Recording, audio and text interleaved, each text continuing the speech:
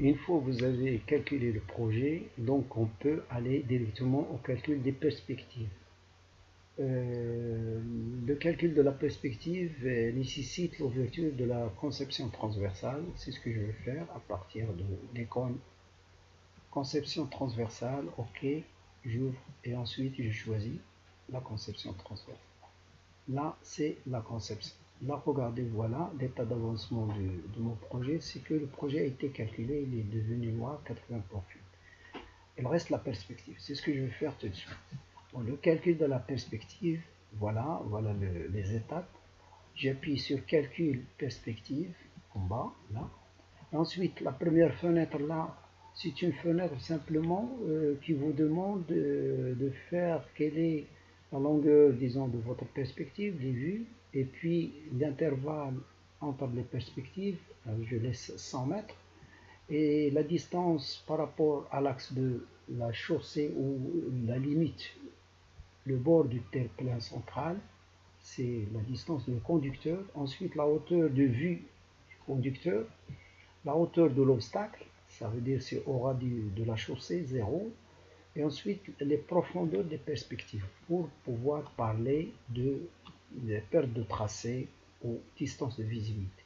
Ensuite, le sens de circulation, là c'est droit, donc il y a des gens qui conduisent vers la gauche, ils vont choisir la gauche. Et puis vous allez faire OK. OK, là c'est la fenêtre qui vient si vous voulez, disons, mettre un titre à vos perspectives. Sinon, on mettra fermé. Alors, une fois que vous faites fermer, il vous donne le calcul. Ça, c'est ce qu'on appelle un tableau de calcul des perspectives. Il y a uniquement une perte de tracé de 3 mètres, simplement. Au niveau de la perspective 6. 6, ça veut dire qu'il y a une petite section de 3 mètres qui n'est pas visible de la route. Ça veut dire la route il est visible jusqu'à un moment où il va être, disons, masqué de 3 mètres de long. Voilà, je mettrai OK. Une fois vous êtes là, pour pouvoir visualiser votre perspective d'une manière,